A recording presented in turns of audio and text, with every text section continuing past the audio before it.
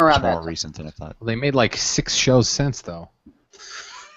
Well, they do. They usually do at least one a season. All right, did two- we're live. We're live, guys. All right. Okay. We are live. All right. Okay. People? All right. Push the button. We haven't officially started. We're just live. Yeah. Love live, bitches. Okay. Ready in 3, 2, 1. Hey guys, welcome to Otaku Midnight. And I want to say this right now as a little apology. I think I remember in the last episode that I promised I was going to do a crossover with NTR Radio. That didn't happen because shit kind of came up. So that's all I'm basically going to say. But to make up for it, we're going to be doing the Christmas special. And as always, my hosts. Hi, I'm Zeke Freak. I'm the member of Otaku Midnight that squishes his hamburgers before he eats them. And Keikaku Cat. Hey, I'm Keikaku Cat, and I'm your Brand X representative. Oh shit! That sounded Okay, and we have the super secret special guest. I've been keeping him a secret, and I'm going to reveal his name right now. His name makes people cry, and crybabies cry, and here it is. Neon Taster, go! Hey, I'm Neon Taster, and I didn't think of one of these clever things to say after my name. Yeah, we didn't tell you that on purpose. He was not duly informed. Yeah. Hey, what's To up, be honest, guys? I had a better, cooler introduction for you, but I just said screw it. So Have we ever told our guests that they're supposed to do that? Never. no, but they don't have to. I remember some of them have. I guess they were just really clever and witty and quick-witted. I thought my non-introduction was pretty witty and quick-witted. It was subdued. It was, artistic. Yeah, it was subdued. So It's been almost about better than mine. yeah. Okay, so it's been a little bit. It's been about a month. So I'm gonna let you guys go first. So yeah, Okay, Kaku Cat can go first. yeah. All right, been watching a lot of stuff just due to all the anime releases coming in towards me. Mainly a lot of Sentai stuff because I got Love Lab when that was on sale. That was hilarious, cute.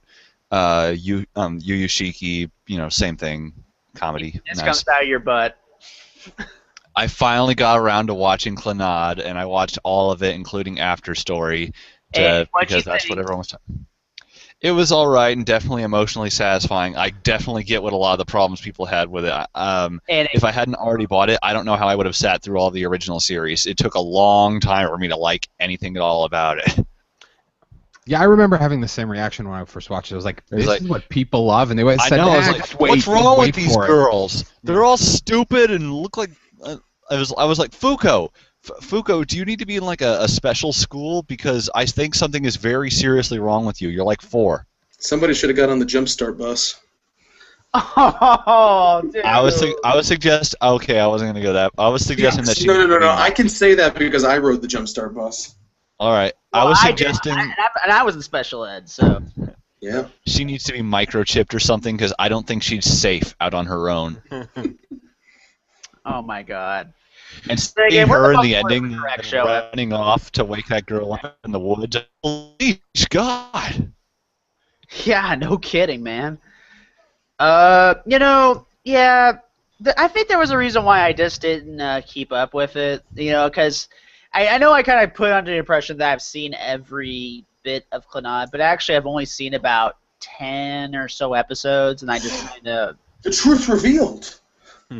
shocking truth. Don't worry. Anyway, oh Chaika, I'll miss you.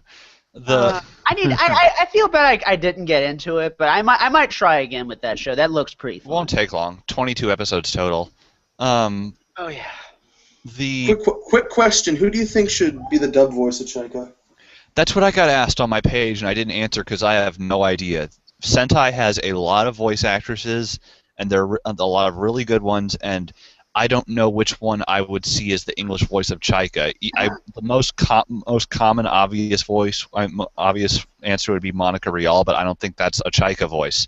So No. I don't know Emily Yeah. Emily Neves. I don't know Carly Mosier. Any of these. I don't know if they would be a good Chaika though.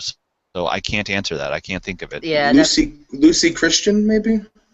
See, I was thinking Lucy Christian, but then I don't know. remember she voiced I the have to character imagine on, her speaking in the Chaika voice, and I can't picture it in English that well. I remember on I think it was Sergeant Frog. She voiced a character with a similar speech style.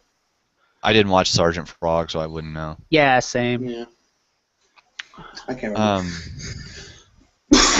Now I'm just thinking of Duck from Princess Tutu, and that's nothing at all like Chaika. So. Quack. No. If I remember that correctly. Quack. Anyway, do you have any more Kikaku Cat? Oh yeah. Let's see. I already mentioned the Monogatari I had been watching. Just a little heads up if you haven't been paying attention to my my personal Twitter. Coming soon, we're going to be doing a whole entire podcast on the Monogatari series. So basically, we're going to be covering everything that's out of Bakemonogatari, not Bakemonogatari, of the Monogatari series, and we're going to be discussing basically everything about it. You know, the story, the symbolism, even the best girl, that kind of thing. This is going to take a long time. Now, how could I pass this up? Is it finally finishing?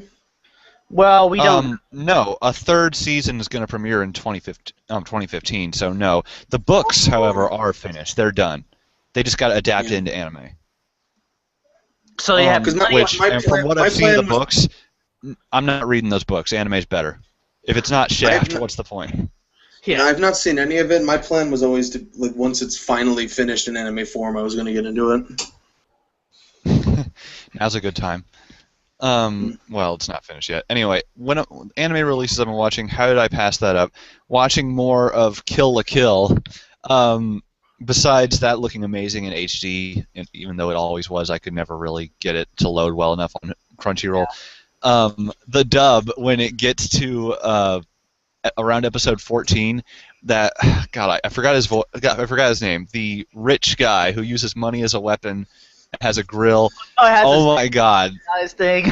He's freaking Takarada. He's freaking hilarious in the dub because I always just call him people anime. Are gonna get really mad. I always just this call is him definitely anime a Leonardo choice. DiCaprio. Yeah, this is definitely a dub choice where people are going to get pissed because he sounds like down home hick trying to sound gangsta. So he always swears a lot. Says shit. My bitches be talking about that all the time. These my Takarada books, bitch. And he sounds like a Boondocks character.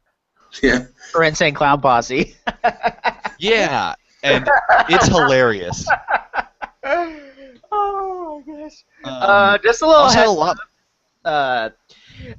if you guys are probably wondering why I'm acting kind of a little particular, I'm drinking tonight, so I don't have work tomorrow. So you know what? This is going to be the first podcast where I'm drunk. So there you go. Party hard. Crazy. All right.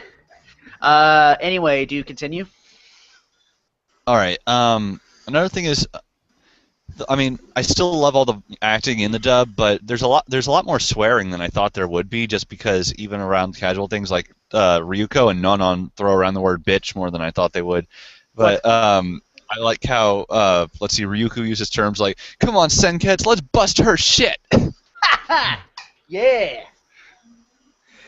Though I still stand by the fact that that Senketsu, maybe this was that time when I watched it. I have no idea why Aniplex is so inconsistent about whether we drop the last U or not. Because there's plenty of shows where they never do that. That's a Bang Zoom thing, not Aniplex. But Alex explained that in his interview that Aniplex uploaded a few days ago. Was it just this one ADR director? Because Bang Zoom keeps those syllables all the time. Yeah, it's Alexander Von Deva. And by the way, looking at him, I gotta say, man, what the heck happened to him in the last 2 years? Last time I saw him was when he talked about directing the Madoka dub, and he had long black hair. Now his hair is gray and barely there. And it's been like 2 years. What's happening, maybe this man? dub has sucked them dry. Maybe Yeah, exactly. maybe he's been dubbing Rebellion. It's like being president. Maybe he is dubbing Rebellion. Aged, like, He's been 10 in his years. own witch's labyrinth. Yeah, basically. I'm just wondering why he didn't call her Kyoke. Kyoke. Let's see. He also Kyoke on it. He also did the dubs for Redline, Blue Exorcist, Redline, Sword Art Luke's Online. favorite Maybe anime. that's what killed him. Having to dub Sword Art Online. Oh, dude. Actually, I'm going to be fair about it. It's not the worst anime I've ever seen. I watched it recently. I don't was on even hate it. vacation. I finally watched it. I just don't like the first season, and yeah, it's not as bad as the haters say. It's not as good as the fans say. It's sort of Yeah, it's just It's middle a of the little road. bit, but hey, it looks pretty. yeah, and it was. Yeah, I mean, it was fun to yeah, marathon. It looks and sounds really good. It's just a shame about. I'm gonna fuck your girlfriend. Look at me, I'm licking her tears. Can you tell I'm the bad guy? Hey, look, I'm going to have some NTR in this shit. Hey, we just made a reference. By the way, my big boobed cute little sister loves me. Not now. I gotta go save my waifu. Aw, man. Okay. You know what? I'll be fair and say at least that did not go far. That did not go far at all. And at least they Let's be a addressed little it. fair here. Nobody ever addresses that whole like, oh, my sister has a crush on me. At least they kind of went head on and had that whole I scene still there. say that scene was one of Cassandra Lee's best performances. Oh yeah, I gotta say, as much as I'll knock the show, the dub, like, it always amazes me when people take a show that I don't even like and they give it a dub that sounds like each of the actors in it honestly think it's a good show. And so it's like, wow, you can put that kind of. It's like, are they just that good at faking it to put a level of passion that doesn't even exist into it? No, I think they just have different Like, opinions. Than when we I want. watch, because I watched both seasons of High School DxD, and the people in that dub honestly sound like they love what they're doing. And it sounded like they were having a blast, basically. Well, yeah, the dub script's written by Jamie Markey, and she loves being in raunchy stuff like that. She wrote the script. I mean, she did the dub of Panty and Stocking. Is she the one that put that YOLO line in Mousema? Yeah, that was her. She'll do that. Oh my god, it starts. I'm very I don't know a lot about dubs and whatnot, but like I remember Well, one. I know you're not much of a dub watcher. Yeah, well, I mean, I did. I mean, initially I watched a bunch of stuff dubbed. Now less so, but I remember one particular dub that had me scratching my head was the High School of the Dead dub, where there's. That's because that was. Ugh. Yeah, go. Go on. Yeah, go on. They had a lot of really weird jokes in the dub, like about Sarah Palin and. What? Yeah. There's What? There was. There's a scene where because they break into a house at some point. I don't And, fucking remember that. well, there's a scene where they break I into do. a house and there's a closet that's full of weapons. They like break into it or whatever, and they open the closet and it's full of guns. And he goes like, "Who the fuck lives here? Sarah Palin?" No, the exact line was, "I knew she had guns, but who is she? Sarah fucking Palin?" Because they have to swear as much as possible. I had to stop it and go like, "Did I just hear that?" You see, most anime dubs don't do that. However, High School of the Dead was dubbed by Stephen Foster, and he just does not give a crap. And that's why he eventually No, I left think- earlier this year. And I'm I just, guess Steven Foster said he did not like dubbing Clannad, too. yeah, he when the interview, I read it and I was like, I can't believe this is the interview of a person who professionally dubbed anime. I've never seen someone swear that much in an official interview. He just doesn't care. I would swear, too. I don't give a shit. Fuck. Yes, but he was all. No, when talking about his work, he said, Clannad made no fucking sense. I don't know why anyone likes this. And I was like, so why did you work on it? You could have said no. Just he made a leave. Partridge Family reference at one point, too. Like, it was like I don't something, remember, something. but- I remember, like, the first time I saw the High School of the Dead dub was actually on some kind of premium television channel, and I can't remember what it Oh, was. the Anime Network. It's a video on demand channel. I know I saw it on, like, Anime Network on Demand on my end. I did too. Yeah, back when I had cable. Yeah. It was at such an age where I was so juvenile that I liked that anyway. I was like, oh, he really said that. That's hilarious. But now Well, I guess I they used to realize, have- wow, that dub was freaking awful. The acting was terrible. Well, it's like the Gans dub, where it's all about they curse and curse and curse. Well, of Have you ever course. seen To me, that kind of fit it, to be honest. It sort of did. I Yeah, mean, it or really like- was sort of like absurdly like, over the top cursing. Black It Lagoon. just depends. Like, it's hard to Sure. like judge where to put swears in because Japanese doesn't really use swears. So to translate it over Unless to get it's the right Kuso. effect, yeah. Sometimes you have to add swears to get the right effect in English, but some people overdo it. Some people underdo it. Yeah. Sure.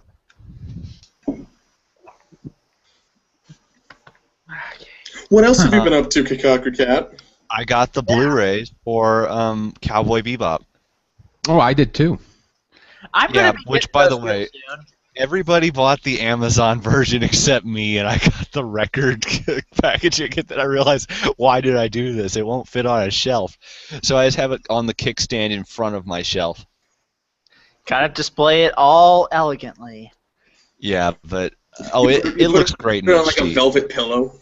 Does and I was told that the Blu-rays look a lot better than the Japanese. Well, I wouldn't say a lot better, but I would say it looks even better than the Japanese release, which is remarkable. But that's just because the Japanese Blu-rays are in 1080i, and these are in 1080p. And a lot of people worried that, well, you can't convert to 1080i. You can't do that without dropping frames and messing up the frame rate.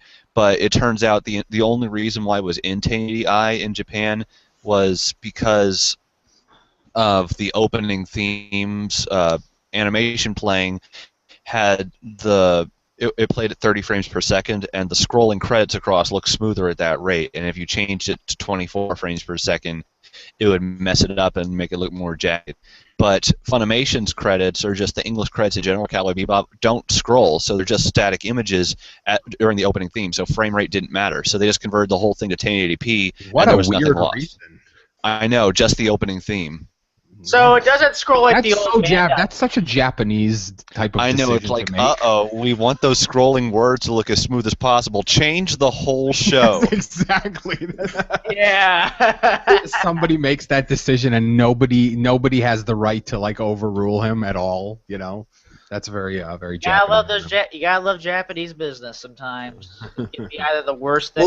Well, you'll see, the scrolling credits are the first thing the viewer sees, so obviously they're the most important. Please, this is also, Japan. guys, let me talk. Nobody cares about this. Guys, Guys, hold on. Let me just say this: do the credits scroll kind of like how Bandai's thing did it, or I is don't that know. totally different now? I don't remember. I don't know. Funimation I'm didn't talking change about more. how. Oh, you're asking about the original Bandai DVDs. Right. Funimation didn't change anything. Oh, so it is still the same thing. They just kind of like remastered it. Okay, cool. I've also been told that this is the version that they're uploading to Hulu Plus. Yeah, and I also been told that. Yeah, but who cares because it's Konami is sub supposed only, to and be who watches getting Cowboy Bebop sub? tapes. Is it? I didn't hear. The I never HD heard tapes. that. Oh, they're not getting HD tapes? Yeah, they have. No, they are. Okay, I was about to say, Oh, no, we have did no- I like get did something did I Is just this real life? Half-Life? Is this real life? Okay. Well, if it's Half-Life, we don't have to worry about it ever ending. Yeah. Half-Life 3 joke. Her. So original. Okay, so Only the latest comedy. all right. So Zeke, how have you been, dude? A bit busy. I finally finished Tiger and Bunny. Your thoughts? I like it a lot. It's just very different from most things that I tend to watch these days. You know what I mean? Uh-huh. Yeah. It didn't really resolve everything, but it concluded rather nicely, I thought. So the ending wasn't rage-inducing? No, not at all. The other thing I was doing was I've been playing through. I started to play through. Keep playing through Grisaya no Kajitsu. I don't know why I'm so stuttery today. How is that? You know, the Kurosawa trilogy. Yeah, Grisaya. Finally out of the common route, but I didn't realize it at first because unlike most VNs, it doesn't make it obvious when you leave. Like there's no big overlay that's like this is the person whose route you've selected. It just sort of happens. So. Uh-huh. Yeah, I'm having fun with it yet. I feel like I still haven't gotten to the real meat of it, but I'm out of the common route now. The anime has been really, really weird. Yeah, it's a total rush job compressed adaptation. Well, I said I think Keikaku said that about Klanatu. Or sorry, about the anime where it felt like they didn't know which route to do, so they just did a little of each and then went with one. Yeah. You'd be like, never mind. I love Nagisa for reasons I don't remember. Hey, she was. Yeah. I like Tomoyo. Standing there. Oh, I'm sorry. Well, I'm sorry. Stephen Foster thinks you pronounced it wrong. Nagisa. Nagisa. And then there was the Tomoyo. See, that kind of holds over. That one was really, really freaking good, and I was like, hey, why couldn't the rest of the show have been like that? Yeah, the one, the Tomoyo Hen, whatever, the single Another special world, episode where it's OVA, just her whatever. Yeah, there were a couple of those, right, where they explored new other world. But yeah, Grisaya. I guess now it's they just chose one of the routes, and so then all of a sudden, after it being sort of cutesy and whatever, it went into this like horrific 4-episode arc. That's what Grisaya is. That it starts out not cutesy, but it starts out fairly normal slice of life, and then pretty much every route, from what I've heard, is fairly dark. Horrible. Yeah. And it's and I mean it is extremely tropey. Not that that's bad in itself, but I mean they really went far with it this time. Like it's all panning shots and. Yeah. The thing I've actually come to appreciate about the visual novel is that it's a little bit more self-aware than I think the anime is, in that because it has this narration, it constantly lampshades and sort of acknowledges these tropes and then sort of plays with your expectations of them. But I'm guessing the anime just doesn't have time to do that. That's true, and I thought there was going to be more of that because, like, for example, the Michiru thing where she's supposedly like a tsundere, but it's like a total like fake act. Yeah. And when that happened, when I saw that and there was like, oh, she dyes her hair blonde and she acts like a tsundere, it's just like a whole like a fake character that she puts on. I was like, oh, they're gonna do this more often, and then they just didn't really. Yeah, but the visual novel gets I'm not even on her route yet, but that's a shit ton of money with that act. Yeah. So anyway. Okay. Anything else from you, Zeke Freak, before I turn over to Lady Neon? There was something. Oh yeah, last night I decided that I had this nagging feeling that there was something I needed to see before the year ended, and I remembered what it was, and I downloaded it, and I finally watched all of Over the Garden Wall. How is that? I might check that out real soon. It's really good, but at the same time, I feel like it's a little overhyped and maybe held back by what it is.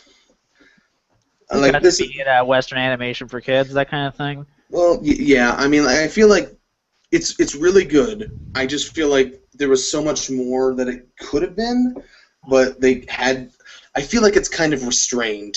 It's really good, but I feel like it had to be restrained by the fact for it being a kid's animation, that kind of thing. Yeah, but it's surprisingly it's simple, but it's surprisingly deep. And if you have the opportunity to watch them all at once, it's as an hour and 50-minute thing. I recommend doing that because it kind of flows together almost like an odyssey. All right. So Neon, since I kind of didn't really have a chance to really get to you, so Neon Taster, please tell us a little bit about yourself. Wow, that's gonna be hard. I don't know.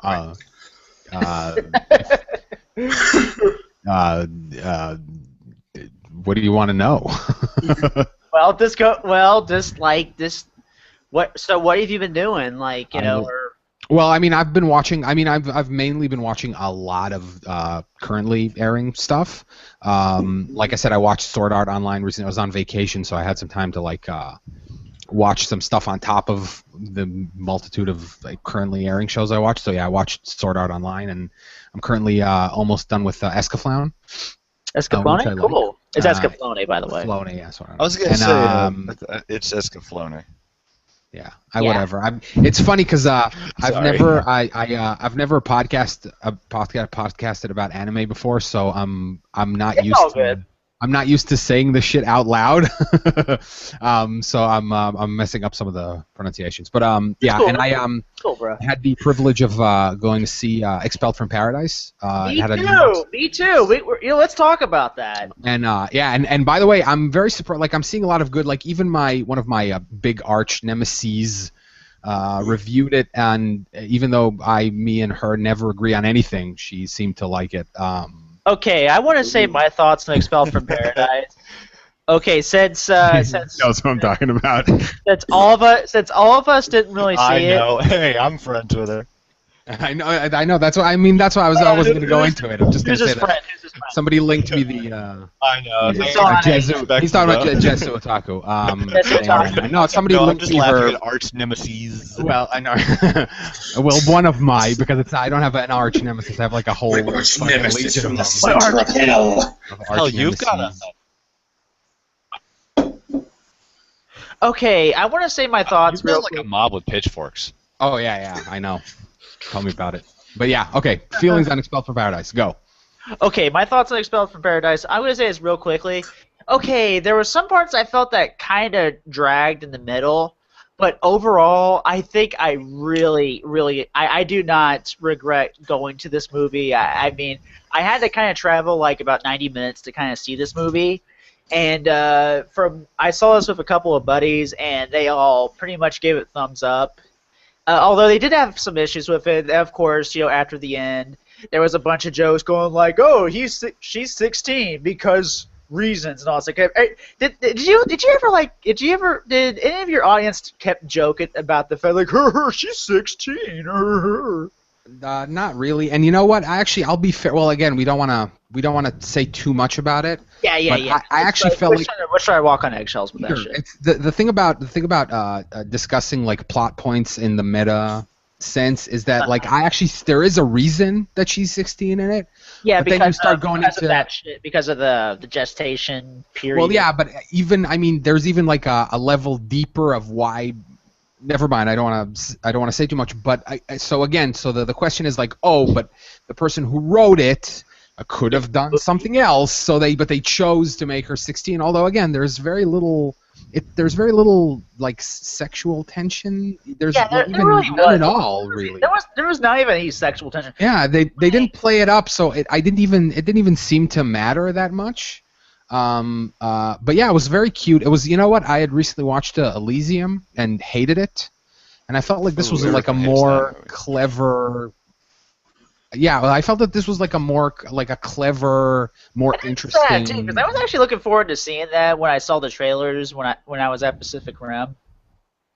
Well, sure, and I mean, District 9 was great, but I'm getting the feeling that. I'm getting the feeling that Neil Blomkamp is like a one-trick pony, like a one-hit wonder or whatever. Oh God.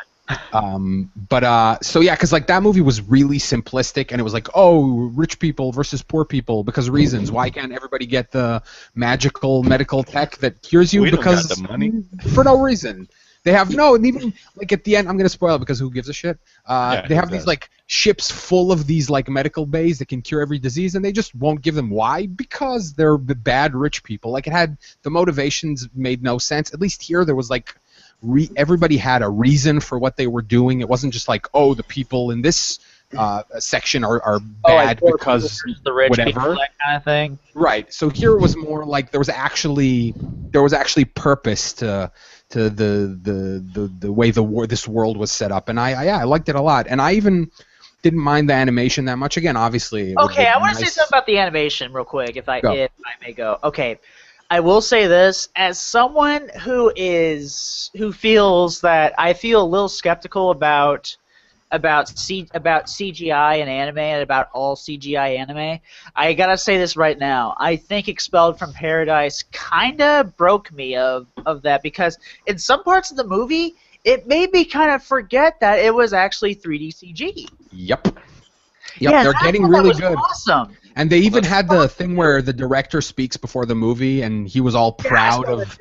Then he was all proud of how good the CG was or whatever.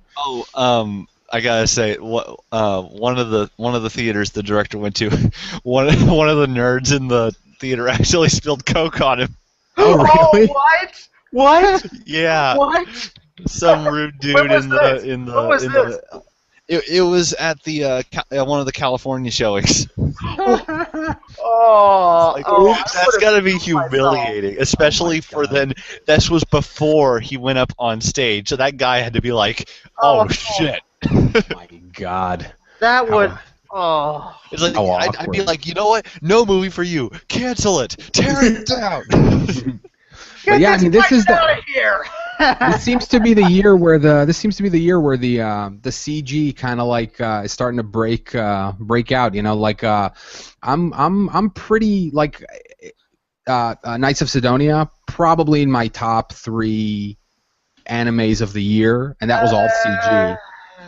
But you know what? Not because of the animation quality, but still, it's still in many parts like I didn't even care. You know, okay. Yeah, but for every one of those, there's always going to be like an Arpeggio of blue steel situation.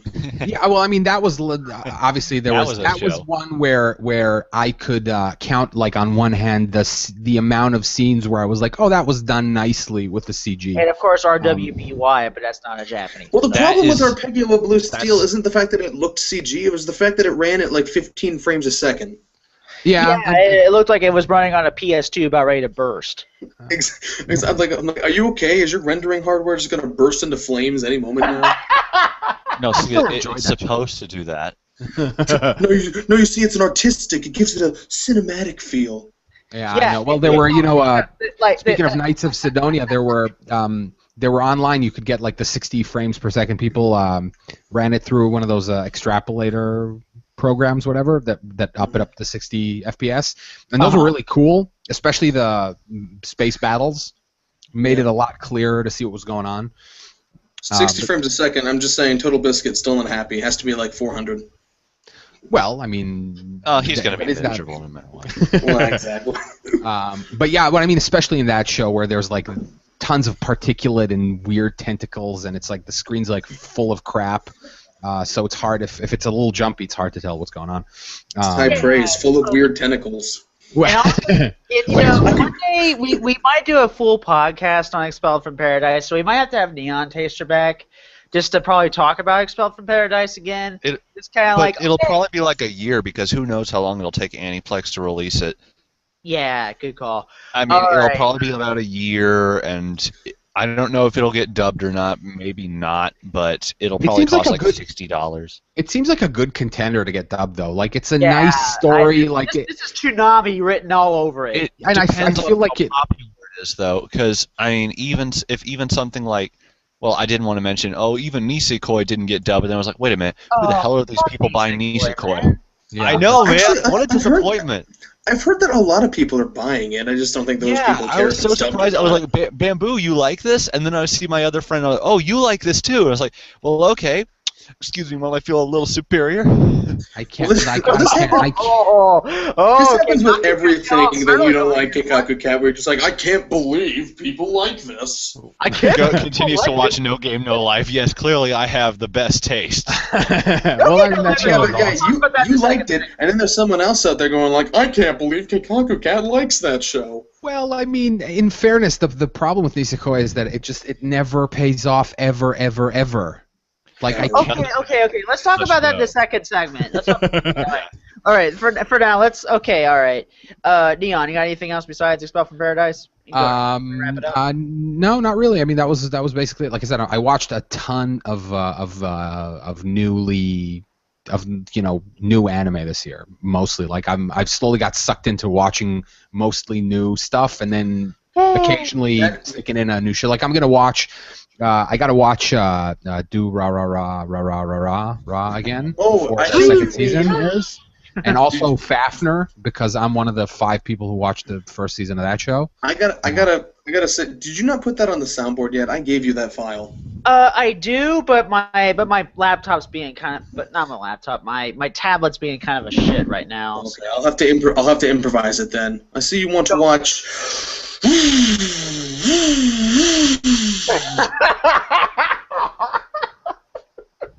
Motorcycle noise, the anime. I actually watched the dub of that the first time around, and I thought that was. The dub is pretty good in my That opinion. was pretty good. I thought it was alright. Durara's dub, it's okay. I I think it has a lot of unfortunately, mistakes, so. Hikaku Cat hates Daryl Gibba, whatever his name is. I don't hate him. I just didn't think he did good here. I think he did all right in Blue Exorcist when he was a Maimon. I liked that. Where he had no lines at all. All I right. mean, Bacano had All right. obviously the better dub, but All right. but Let's it's hard to. let's not before we make this. Let's not make this a 50-minute long segment. Okay, here's what I've been doing. All right. So here's the anime I've been keeping up with. I've been keeping up with Shirobako, and I finally got into Parasite. And let me say, Parasite is fucking awesome. I love it. That show amazing? Yeah. that's Although good. I couldn't get my friend at work into it, so I'm not gonna get into it, but yeah. My former friend, ever since he told me he didn't like Parasite, we haven't been on the No, best of terms. no. It's not like that. Basically, my friend quit, that job, so yeah. So, and I'm not gonna get too much. Maybe. Yeah, he turned down that sweet Walmart money. Yeah, basically. Yeah. Yeah, I work at Walmart, unfortunately, but Yeah, Parasites has been very good. It took a couple of like really shocking turns. Like at first I was like, all right, this is nice, and then some shit happened. I was like, oh my god. yeah, and apparently it was on break last week. Now it's going like, what? Oh my god! Well, to be fair, they did give us a double dose like 2 weeks beforehand. Yeah, they did. That's true. Weird scheduling. Well, no, they did that in celebration of the live action movie's release. Well, I know the Wasn't reason that why crap? the anime was conceived. Of course. All I've heard is that the main actor's performance is crap. Well, I mean, anything that's heavily CG in Japan is still they're still playing catch up with that shit. I do like how live action Migi sounds like Patrick the Star, though.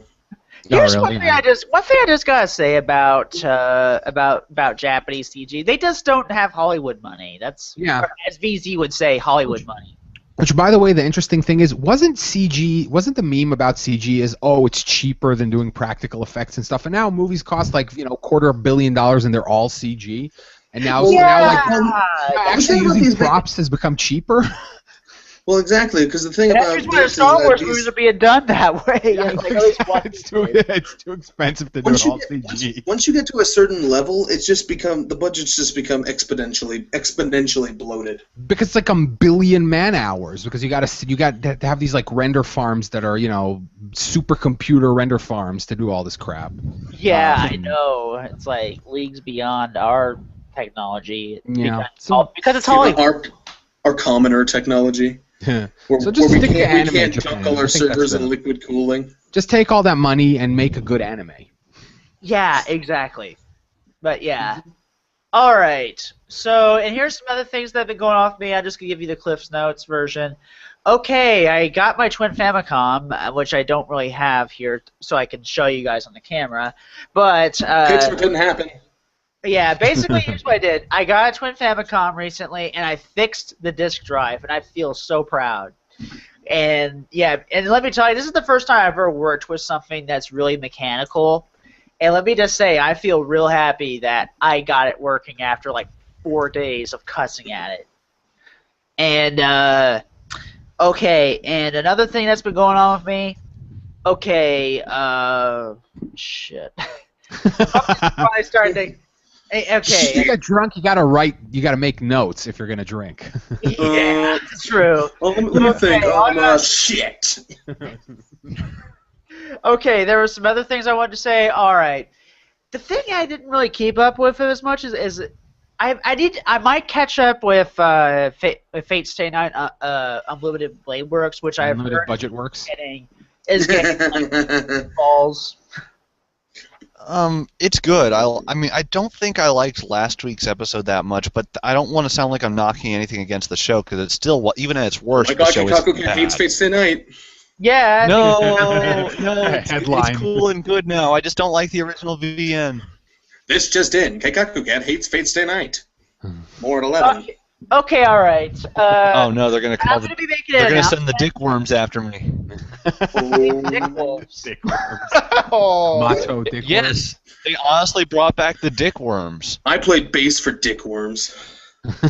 Okay. which is weird because Guys, in Fate guys, Zero let they me do turn this them thing into real quick, and then we'll go to the monsters. break. All right, this is a little All right. announcement. You guys probably might see, like all these monitors in back of me. Like this. All like, these monitor. all these, in back of me. all these old TVs that are in back of me. Oh, Pretty one soon. of them. Are going to be doing something. I'm not sure it's going to be the next episode or the next episode after. All I'm just going to say is a stay tuned for the people that watch this live. Stay tuned. It's going to be awesome. So, yeah. All right. The best parts of Boku no Pico. Oh, hell no. All your favorite Boku no Pico moments. All the discussions. It could have. Boku no Yo! Welcome to the Boku no Pico podcast, 24/7 live coverage of Boku no Pico news. Fucking Zeke, I swear to God. My God. Okay. All right. So that's gonna do it for this first segment. Keep it right here on Otaku Midnight, bitches.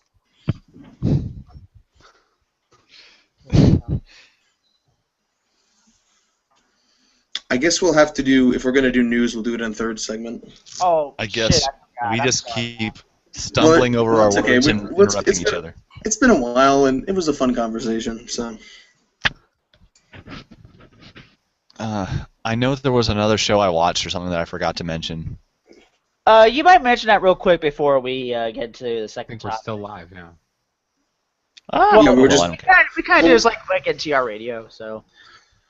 Yeah, what we do is we record the segments, and then for the MP3 versions that never come out, we'll edit those together and leave out these in-between segments from when we're still live. Oh. Oh, yeah. Yeah, for the eventual MP3s that never come out. Yeah, I know. I'm gonna get on those. I gotta use the bathroom. Be right back. Same. Whoa. Hmm.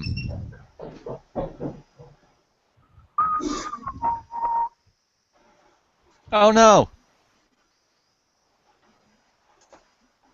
What happened?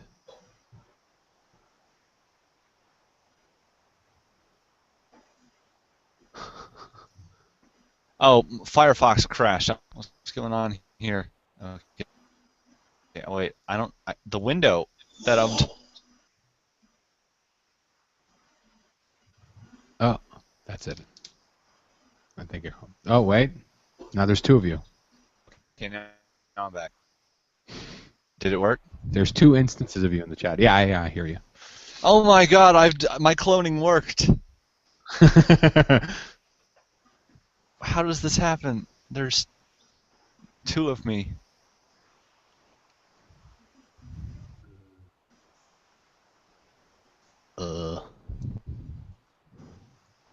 Well, I mean, you kill one of me, I always come back, but this is awkward. It's like Log Horizon. Which I have So been trying to you watch have more of, but I'm so behind on it. I'm not even on Log Horizon 2 yet. It's a little different now because I guess they have like half as much light novels and they're making the same amount of episodes out of half as many. Oh, hey, I think the other me vanished. Yeah, they finally did it. Good. The other There me was- vanished. What? So I whatever, his got my browser crashed. Firefox crashed, and I got back on, and then I had two avatars. I mean, I hope the drunk stuff itself isn't too annoying to you guys. Nah. It's entertaining for sure. Yeah, so Log Horizon 2. It moves slower, but they're doing some cool stuff with it. Like they're fleshing out some characters and stuff. So I've been enjoying it. Although Studio Dean just stinks. Oh, one thing people are really mad about is in the dub of Log Horizon, Nyanta sounds like a sassy black man. Well, I mean, I think I saw that in the trailer for the dub. But I mean, he is sort of like a deep voiced, kind of like suave. I know, and I character was in like, the Japanese version. I don't see the problem here. I didn't think the Cat Man would sound like a black man, but upon first hearing it, but I got used to it really quickly. And does he also have it's that? It's not a. Zeke, you back Plus- yet? Yeah, I'm back. Plus, All right. the guy who voices him is actually black. Let me so. just. I want to voice something real quick. Okay, something from Time Enforcer Anubis. I'd actually be pumped for the live live cast of Boku no Pico. I'd be pumped for that. Awesome. Yeah, he likes Boku no Pico. Coming. Does he Stay end tuned. everything with- Well, you know what? He can stay tuned for our live reenactment. Get my Yeah, camera that working ain't for that.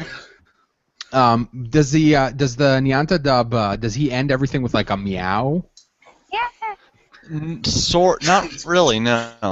But 'Cause he that's, does and things like, "Oh, ain't no thing, baby," or something. Okay, because they love that shit in Japanese. Like if you watch Amagi Love Brilliant Live. Park. That's how Ren talks. Oh really? Well, Amagi Brilliant Park has like five or six different characters who all do that with different stuff, which gets a little annoying.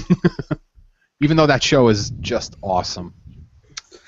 Okay, all right. You guys ready for the second segment? We're going to be going Yeah. season by. Well, the way I was thinking is that we would do it season by season. Yeah, I got it all. We're not going just by year in review, that kind of thing. We're just going to talk about high points, low points, and stuff that we're basically want to see go away in 2015 in general. All right. Oh, here's a Stuff question like though. happen and go away. I have a question to pose to you. Holdovers from last year, do they count for this year or for that year? Like, does Kill la Kill count as a 2014 show? Or 20? We all have our own idea of what counts. For me personally, if it ended that year, then I count it. Okay, so like Samurai Flamenco, that's a 2014 show to you, essentially. Yeah. Okay. Yeah. Which is the opposite guess, of what alright, ANN thinks. I mean, last year I did a anime of the year that premiered in 2014, and then it just happened to be that my 2013 anime of the year premiered in 2012 was Shinsekai Ori. Yeah, that was mine of the year too. Yeah, but I mean, this year that's not going to happen because the holdovers are Kill la Kill, Log Horizon, Nagi no Asukara, Samurai Flamenco, Strike the Blood, and Tokyo Ravens. None of which are anime of the year, so it doesn't matter. Yeah, I told him to set up some kind of top list, and I did the same. I have 3. Yeah, I already have my list. This is basically going to be like, if you were to, this is pretty much my top 5 for now. So, all right, you guys. That's cool. All right. I mean, I have plenty marked, so I'll just cover whichever. Okay, all right. Got another comment. Why aren't you watching Girlfriend Beta? Girlfriend Beta. Wow, It's not I my wonder thing. who that's from. That's from I mean, VC Mark 2, bitches. of course it is. It's not my thing. I'm not really into the, just harem shows. Like, I mean, I watch Supernatural Battles, but really that was mainly for the trigger. Well, okay, I'm being kind of hypocritical because I watch stuff like freaking High School DxD, but that I watch to laugh at. That's not. There are no men there for it to be a harem show. I mean, I don't That's watch a slice lot of that life stuff, show, but and I make exceptions. Like, I watched Barakamon this year and I loved it. Oh, but Come on. But I would never normally. that's what I was going to put on my list because I loved Barakamon. I love you, Naru. That show was amazing, but it's really not my like. Usually, I would never watch that. Someone forced me into it, and I was like, all right. But then I ended up losing. All right. All right. Let's get to the second segment already. Reset. All right. Okay, Gaka Cat, you ready? Okay, Gaka Yeah. Cat. Oh shit. Okay. Yeah. Zeke, you ready? Yeah. Neon, you ready? Yo. Yeah. All right. Ready in 3, 2, 1, and welcome back to Otaku Midnight. And this segment, we're going to be talking about the year in review. So we're going to be talking about things that kind of happened throughout the year, as far as seasonal stuff, and as far as what happened in the anime fandom and a bunch of other things. And we're going to be talking about things that we want to see happen in 2015 and things we want to see go the way of the dodo bird. So, did anyone want the dodo bird to go extinct, though? I don't know. It might have been delicious. For all we know. I don't know. It could have been dangerous. Dodos could have been Dodo dicks. comes after me. What do I do? Okay, who's going to go first with My favorites highlights of and the year? lowlights? Like favorites from this year. All right, my favorites from this year. I mean, as contested as it is, I've got to go with Space Dandy as one of them. Yeah, Space Daddy was very good. Loved it. I mean, I'll admit, some episodes of Space Dandy straight up sucked, but you know, that's okay as long as I like the majority of them, and I did. I gotta say things like Tokyo Ghoul, which I had no expectations for, just because another horror thing with the monsters or vampires or whatever. It's like, no, that was visceral. It's good. Especially Chaika, the finale. yes, everyone goes on about episode 12 of Tokyo Ghoul. And I was like, oh, but it's so inconclusive. What do we know what happens next? Is there going to be a season 2? Well, season 2 is about to air, so shut up. Yep. And even if there wasn't, I would totally buy that. Sure. I mean, because a lot of these shows are just meant to get you to read the manga, like Noragami. They're just an advertising vehicle. Yeah. Sure. So, but if that's that, then they did a fantastic job in this case. Like that's a rare case where I go like I would totally read the manga just to know what happens next. All right.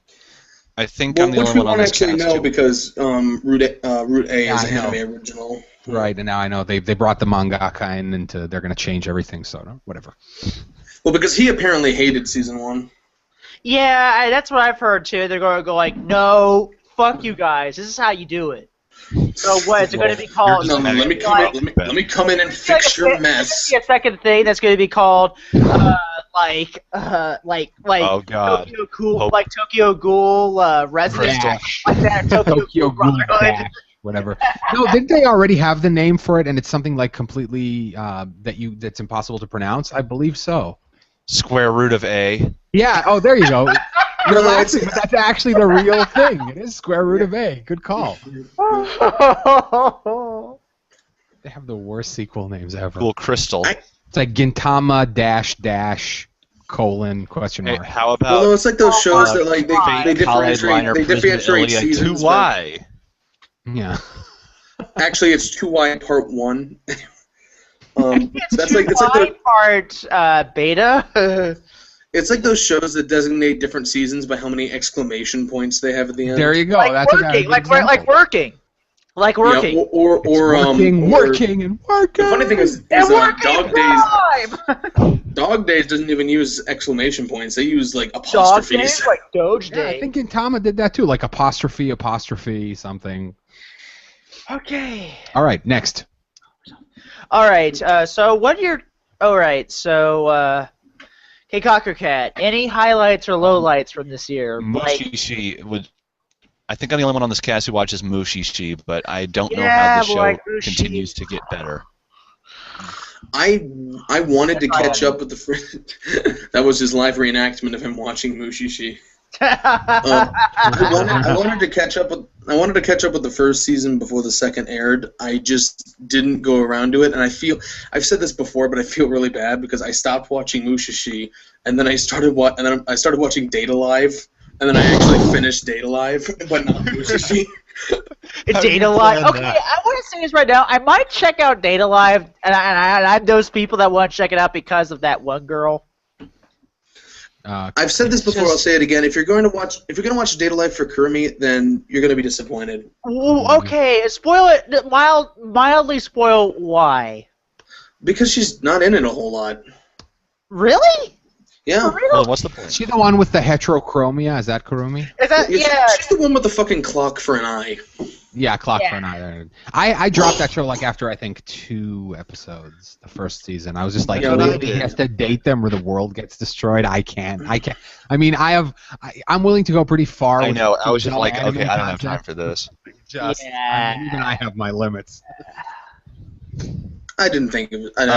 It's just whatever. It's just a thing that exists as a man. Like, well, Sure. what's that? People went kind of apeshit over it. Like, I was pretty surprised. Well, the reason is because it has. I can't remember her name, but it has the same character designer as Neptunia, and that has a lot of carryover. People really love her art. Okay, fair enough. Art, maybe. Quality of work, nah. Well, I mean, Neptunia, I like we're Neptunia's talking art. about Neptunia's, which is like the best, it's the best awful show I've ever seen. I mean, it really is awful to like the fucking nth degree, but it was somehow managed to be fun despite that. Oh, the Neptunia anime. Yeah, Yeah, let's that not was talk the about thing that. That was 2013. that was 2013. So never mind. Yeah, I was about to say, guys. I have a really like bad anime moment from this year. The finale to Wizard Barristers. Oh my Which one? god! The most unfinished episode in the history of anime. Yeah. Oh my god! The off-screen death. The off-screen and the death. just complete lack of 15-second animation of static anything, shots. and it's like, no, he's clearly raising the gun. Oh, then show him lower the gun. You can't show him firing the gun because you didn't animate it yet. It was just. I mean, It was such a mess, and it was like, I was joking. Oh, what if Sentai doesn't get the right masters and has to air the TV broadcast version? Can you imagine? God, Can you that imagine was him having to terrible. dub over the That was absolute nothing fucking terrible, in the man. booth? It would be Well, like, hey, to be fair, the 80 hour would be easy. Oh God. well, can I you remember a imagine couple- in I mean, the I remember booth? a couple Hey, of- I think the animation stopped. I think you pause it. Nope, it's supposed to look like this. Keep Yeah, talking. Poor Umetsu. Yeah, just keep going, guys. Keep going. There were a couple of like weird unfinished anime episodes recently. Like there was one in Attack on Titan that was sort of, I think it was episode 13. There was one in the first season of Psycho-Pass. The Blue Rocks one. Yeah, I think so. Yeah, and then there was one the first time Psycho-Pass aired around. There was one Oh, episode that God. they had to apologize for later because it was Yeah, I unfinished. think it was like episode 5 Yeah, or something. that's one thing I wanted to mention to people who are then getting on about Psycho-Pass 2's animation. It was like, well, you guys jumped on the Psycho-Pass boat really late. You watched the home video Blu-ray release. Psycho-Pass looked ugly when it was first airing. You're It spoiled. just wasn't. Yeah. It just, I and then didn't really you go back to the notice too TV much when I broadcast of first saw 2. It's like, this is what it always looked like. You're spoiled. But those I think- two yeah, did hold if the there's- candle to that Wizard Barristers one, which was just, I mean, it was pathetic. I mean, I couldn't believe it. I still have that episode somewhere, but it was just like, oh my god. Shit. Yeah, And, so that's a bad anime moment. Oh, bad anime moments for me. Let's see. All of Brynhilde in the Darkness. Oh, good grief. What And I'm the a hell staunch was that? defender I of heard that anime sucked on ice. it really did. And I'm a staunch defender of Elfen Lied. Like, That's I'll not- unironically defend That's it. the thing. Ugh. Hey, on the bright I side. said this when I believe I said this when it was airing, but I didn't mind it.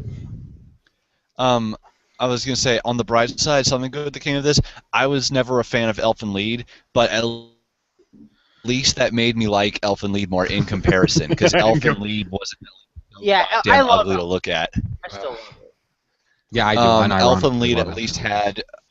I mean, at least Elfen I Lied had mean it. But some the ending is semblance still of rated. characters. I can't. Every time someone says Elfen Lied, I always flash back to those old Anime Network commercials where the guy screams it. Elfen Lied! What do you mean I like it. flashback? They still say that. They still have that. Feature Clannad and Princess Resurrection, the classics like Azumun Gadayo and Elfen Lied. Still crying for more. Old days. Come on, baby! 400 hours of anime. I love that. I love that commercial so much. Well, it's on all of their Blu-rays, so you won't be missing it. Well, hey, it's better than what is anime? Anime is. What is anime? I don't know. I'm just trying to watch it. Anime is. Anime Please came from tell me outer what- space and crashed into our ocean. It infected us with high fructose corn syrup. Oh god! Yeah. Well, that's the reason why I'm drinking Coke right here. Just Well, like Anime knows that the anime knows the true melting temperature of steel in comparison to jet fuel. That's our conspiracy theory here on Otaku Midnight tonight, folks. That's our What is anime? Anime was in on it. yeah. Anime did 9/11. Okay, I'm sorry. I'm sorry that you wanted New York, bitches. Okay, I'm sorry. anime hacked Sony. Oh, I have the DPRK. Anime canceled the interview. Thanks, anime. Thanks. Okay. It was All right. Shows I really like from this year. I already mentioned Barakamon. Barakamon is I feel bad for not keeping up with it.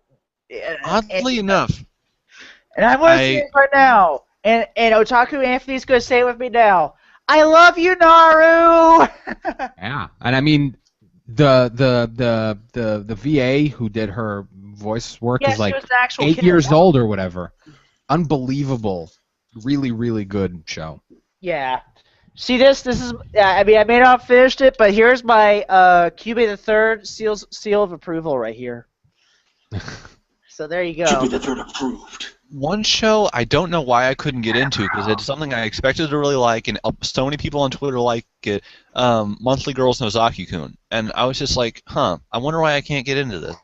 I might try to give that show a try because my friend, one of my Fujoshi friends, is going to be cosplaying Chio really soon. And and the reason why I want to check out Monthly Girls Nozaki-kun is because of Chio, and I think Chio is absolutely adorable. It is a nice design. I haven't watched that show, but yeah, I've seen a lot of I fan art. it. One of my favorite comedies of the year. It's one of those shows that I experience through the fan art that I see on Twitter. I'm like, I don't know what's going on here, but I just like apparently she looks like a Pokemon. The crab Pokemon with the mushroom things. Funny story. That's exactly how I experienced Toho through Gil Baru. There you go. And there was one song in Osu. Experiences one Toho song. Poser. That's how everyone experiences it. That's just not how they claim to experience it. I'm the one being honest. Another good. Zeke Freak is now the noob. I'm not the noob anymore. It's like those people who get into Death Note through the live action movies, and they're like, "There was a manga." Yeah, doing it wrong. That's a bad call. That's a bad call, bro. Yeah, I've seen people like that. A few even, like, because I guess they're on Netflix, or they were on Netflix. Oh no! And I think a couple of people just stumbled across them. Whereas, like, if they see like an anime title on Netflix, they won't click it. But yeah, I think some people just got into it that way, which is just really odd. That's weird. That people are more willing to watch foreign films than they are animation. Yeah, well, I mean, I saw the original there's a Ring stigma. that way too, like Ringu. I think that's what it was called, Ringu. Yes, Ringu. Mm-hmm. Remember that shit? That was good shit.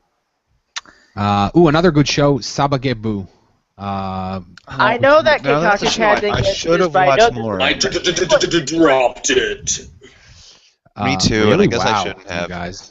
I thought it wasn't funny, I mean, and now then I saw all these screenshots, and I was like, I guess it got funnier, and I should have watched it. Yeah. Oh my! It was so self-aware, and it was so ridiculous. I mean, first of all, the weird part is it's supposed to be like an airsoft show. There's no airsoft in it, like whatsoever. Like that's it makes it look like part of it that's funny. War is actually fucking happening too. Well, no, but I mean, know, it's like all freaking most murder your episodes have friend. nothing to do with nothing. It's all about that was the weird part because they had people thought it was going to be another Stella C3 Boo whatever, but it was just about completely different stuff, and it was just totally off the wall. I think the only reason I dropped it was because I can't remember what day it aired on, but there was a lot of fucking shit airing that day that I was watching. Yeah, I know. And I was just like, I got to drop the most boring thing here, and so I did. I mean, I just thought, and just the way, because it has this sort of shoujo-y look. It's very pinky and kind of looking, but it was just so violent Well, here's and the thing. foul. I love the sojo-y style of it, but for some reason that just didn't motivate me to keep up with it. Okay, I want to talk about some of the lowlights because one of my friends, one of our pals, VZ Mark II, kind of brought this up. Hey, I like Nisekoi. I haven't pre-ordered 2 with the Nendoroids, but I do agree with people's issues with it. Okay, let's talk about the lowlights. Just for a little bit. Okay, like Nisekoi. I just want to reassure VZ Mark II that he's not the only person that didn't hate Nisekoi. I didn't hate it either. I mean, if it were just about Onodera, I'd watch more of it because she was really cute. That's a good point. Yeah, I think. Well, don't tell Anubis that because he will punch you. Because he thinks it's not cute. He thinks it's not cute. Which I think he's crazy. Anyway, I think the moment I like Chitoge, but Chitoge is a little too bitchy. But she's like that old school like Dolly. She kind of gave me the old love. Oh God, I'd honestly worry that I would want to freaking hit her. Okay, I was warning people about because you weren't fan of the that kind of thing. I was warning people about this since before it aired, but the thing is, I think once you accept that this is never going anywhere and you just kind of try to enjoy it in the moment, it becomes a lot better. I guess that seems fair because I like that once I realized that was going to happen, I was just like, I don't even have the patience. Yeah, it's one of those things. It's one of those shows where it's like I guess I just don't have patience for those kind of shows anymore. I guess that's older. I usually don't. For some reason, I could tolerate this one. I don't know. Maybe it's just me getting older. Maybe I could have tolerated it when I was like 16 or something like that, but probably not now. I'm losing my patience for no payoff. Yeah, I'm losing my patience for no romantic payoff shows. I once tweeted that 40% of all anime watching is waiting for them to fucking kiss already. Yeah, I remember that. That was amazing. Another really low point. Nana Na's Buried Treasure. Let's talk about what the hell was that show? Yeah, that was horrible. I didn't watch this, so this is the conversation among you guys. It was just that was a fucking mess. That was a fucking mess. I liked some parts of it, but then it was like a fucking mess. It had thinking about that, watching that show made me angry just because, like, why would you do that and then not do that and then not do anything and then why is that guy dressed up like a maid? You never explain that. Who even are these characters? Yeah, that was a very no payoff. And why is the title character? Why does she do absolutely nothing? Okay, hold up, guys. We got a real live comment. How did she die? Who killed her? Who cares? There you go. It was guy. Let me talk. Go. Okay. All right. We got a real life comment from one of our friends, VZ Mark II, and he writes. He says, "For me, it's all about Tsukumi and Marika as far as Nisekoi goes." Go on. Tsukumi's alright. Not a huge. I don't mind Marika. I don't really like Tsukumi though. I don't know what it is. Okay. Right. Oh, and he said, "Oh shit, we got another real life comment. I am crazy, but Onodera isn't cute to me. Maybe it's her hair." I actually, I get his point, but I actually really like that kind of like uneven, unsymmetrical look. And I saw the key visual for her sister Haru Onodera. Oh shit! Yeah. No, like there was something funny about that image is that we were making fun of that on the NSA forums because its proportions are ridiculous. I want you to take a good look at that art and realize that she has no middle section. Like her arms almost directly connect to her legs. Oh really? I gotta look at it again. Shit. Yeah, it's like we joked that she looked like a starfish. No, this is Patrick. Yeah. Anyway, Nana's Buried Treasure was terrible, and they should have just made a show about Tensai because she was the only good thing about that show. The only decent thing about the show, and even that, she didn't even have a character because, like, hey, where'd she come from? Why she want to be a detective? What are these character motivations? We don't get to learn any of this crap. And they focus on all these weird otherworldly treasure places, and we have no idea how they sprang up or where these mystical objects came from. And you think that would be really freaking important? Yeah, I exactly. I mean, it's just the it thing was I just took the thing I took away from it is that it was like a really bad adaptation. Like it's just like they just left out so much shit that was important. yeah. I mean, that's probably true. That's probably true. And Yes, also, but- like, I know that Tensai has like a spin-off book novel about her. Too little, too late. I don't want it. Yeah. It's always funny how detective characters always get their own spin-offs. Yeah. Well, I've realized that like Naoto from Persona 4 got her own spin-off novel, Kirigiri from Danganronpa got her own spin-off novel. What is it with detectives and spin-off novels? I guess they like they. I mean, and I guess also. Japan really likes their detectives, I guess. I was like, I don't know. I thought at first it felt like it could be like interesting because all these like these dungeons they had like certain methods that they had to solve them, but then they did it like twice, and the rest was like, what the stop fucking around, explain something. I know. God damn it. God, it was. Well, yeah, and the only cross, reason triple cross. I didn't understand it. all these crosses, and the only reason the plot even happened was because stupid ghost girl won't tell him things. I know, right? For no reason too. She's like, I know. oh, Hey, go find more of these mystical treasures that. Well, Buy me I some could pudding. tell you. I could. I could tell you, solve but the that would plot. make too much fucking sense. I know. I I would have could just tell been you the like, whole point. screw that. Can I fuck the ghost? No. The end. No, I could solve the whole plot in 5 minutes, but that wouldn't be any fun. Shut up and go buy me pudding. You know? Yes, I'm gonna watch Star Driver while you buy me food. Oh yeah, it was. Here's I mean, that was the one good thing about that show is they had a part where they were watching Star Driver and doing the Kiraboshi fucking salute. Exactly. She just sits around, eats pudding, watches Star Driver, and plays Phantasy Star 2. How random was that? I mean, Okay, that was okay. So random. Here's a low point for me. Here's a low point. Here's a low point for me, and that is this world is still beautiful. I'm sorry, but I found that anime to be boring as fucking shit. I'm sorry. Okay. It was so boring I didn't even watch it. And what the fuck? Why are there 2 marks? That happened before. Hold my magic. Yeah, he clones himself, but I haven't watched the show either. So Kakebushin no Jutsu. I know, Keikaku Cat, you liked This World is Still Beautiful, so I'd like to hear your thoughts why I shouldn't hate it. Soreseka, as they call it in Japanese. It was all right, but no one licensed it, and I don't think it'll ever be released here, so I wouldn't make too big of a case for it. It was just all right. An okay thing to watch every week. It's not something I think I'll ever revisit. Here's the thing. I want to say this right now. I love Sojo. I mean, and that's the reason why I want to check out Nozaki-kun, because it gets me. It's going to be the reason why. It'll probably be back to the days when I used to. That was the reason why I got into Moe, but it's because I got into Moe through Sojo manga because I found the girl characters to be really Moe and really relatable in some instances of because it was because of Konocha. That was the reason why I got into Moe. Well, Nozaki isn't really a shoujo so much as it is a really not harsh, but like a really self-aware Sojo, that kind of thing. no, like a really blunt parody of shoujo. Oh, okay. It's not really harsh or mean. It's just blunt. It's kind of like Oran in that sense. I don't know. Yeah, because you never watch Oran because you have shit taste. What else? You want a high moment or how about a high moment? There were 2 good card game anime this year, like really good ones. Yeah. Selector Ipsos and the unbelievably awesome Rage of Bahamut Genesis. I can't even believe that's a card game show. It's the conspiracy. It's so goddamn good. Rage of Bahamut.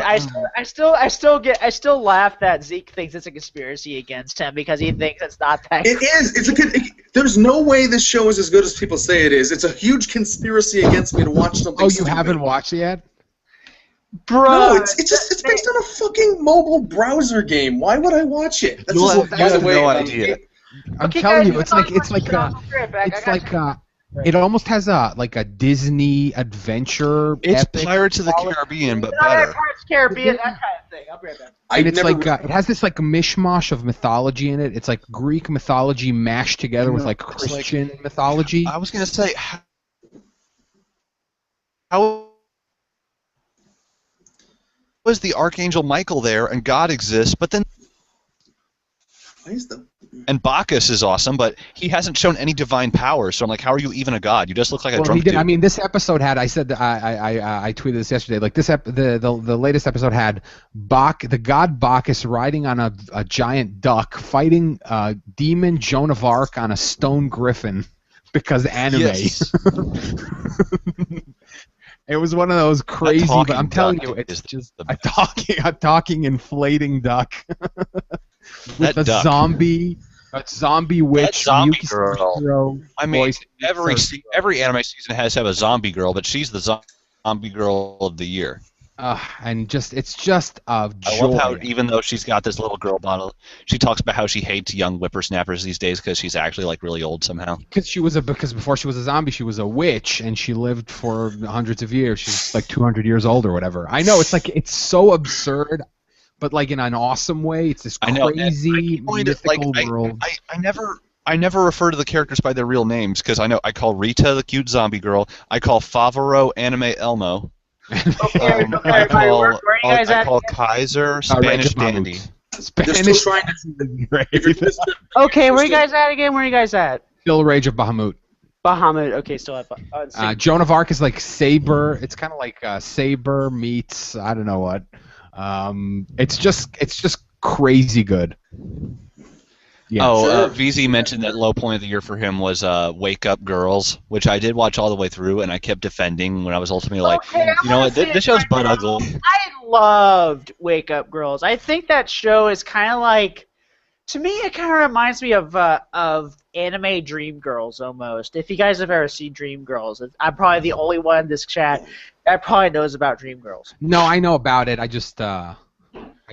haven't. I just happened to skip over It's it. basically about the Supremes, I think, if I remember correctly. It's like, I mean, I kind of dug it for what it was worth, but I can understand why VZ didn't like it because he prefers his idol shows to be a bit more happier and uplifting and not just like, oh, you otaku are the fucking worst people out there.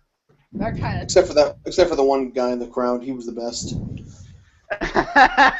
Yeah, that guy was an inspiration to us all. I'm kind of with you. I didn't really love Wake Up Girls. I just thought it was very average. Yeah, I mean, it wasn't like, oh my god, best anime ever, oh my god. I think its good points and its bad points just kind of collided, and it just came out very neutral to me. And I like how, and I gotta agree with Anubis and VZ. I kind of hate how Yamakan tried to do the whole, oh, hey guys, I'm gonna try my cake and eat it too. I'm gonna make Wake Up Girl Zoo, y'all. Hey guys, you gotta do it, y'all. Hey, look, Wake Up Girl Zoo, and they have like their own animals and all that stuff. And like, oh my god, guys, you gotta do it. Let's go. Wasn't there also like a real Wake Up Girls? Like I don't know how that whole idol was thing there a Wake works. Up? Wait a sec. Wait a hot second right there, buddy. There was an actual Wake Up Girl. You have had too much, man. Like, that's what I'm thinking of. Like, jeez. It's like Mad Money. It's like you're the Mad. Wait, there was a live action Wake Up Girl. Yes, I believe there was. I mean, I don't think that's their true story. I'm just saying that I think there was. Okay. Okay. High point or low point? I got both. Nasty evil producer man would be arrested. Well, I made 3 top 5 lists. I made best, worst, and biggest disappointments. Okay. I like Okay, that. let's hear it, bro. Well, I haven't even my mentioned best one of them was- first yet. My top 5 best were Makaku City Actors, Nagi no Asukara, Ishukan Friends, We Cross, and then because it actually ended this year, I can finally say Hunter x Hunter. Oh yeah. I guess you're right. That does count. Yeah, That's a good. I haven't seen without spoiling it for us, because I kind of would like to check out Hunter x Hunter. Okay. No, I'm saying I haven't seen Ishukan Friends, but all the other ones are solid choices, I'd say. Oh yeah. One thing I will say. I can't believe I forgot to mention those. Both 1 Week Friends and Makaku City Actors were really good. Oh, I'm so happy because I tweeted that I thought it was one of the best shows this year, and I got a wave of like people saying "fuck you." I think one of the reasons is because Great Monogatari. I said this in my review of Makaku City Actors is that it's a great show in isolation, but it's not the adaptation that fans were hoping for. Fair enough. And also, I guess if you watch and love Monogatari, then you're forced to compare the two, and they're all full of like Shaftisms and Shinboisms. Yeah, I love Shaft. I love Shaft and Shinbo and all that stuff. I mean, Shinbo, you're I gonna, love Shaft. It's such a you're my great thing to bro. say out of context. Here's my bro fist to you, Shinbo. But here's my thing. I want to say this right now. Yeah, I could not get into Meikaku City actors. I'm sorry, Shinbo. I love you, brother, but dude, I can't. Love you, miss you, Shinbo. You're crazy. Wait, okay, and also, okay. Here's a real life comment from about Wake Up Girls Zoo. Wake Up Girls Zoo, the welfare Puchimas. Very good. So, okay, what about your top five worst shows? Yeah, what's your worst? One sec. My top 5 worst were Pupa. Fucking. Well, remember, It's in its own. I think Pupa's in its own category. Well, I don't think you can even remember I put said- it in like that. That did not deserve to be a fucking short. I swear. Okay. remember I separated my worst from my biggest disappointments. So, Fair enough.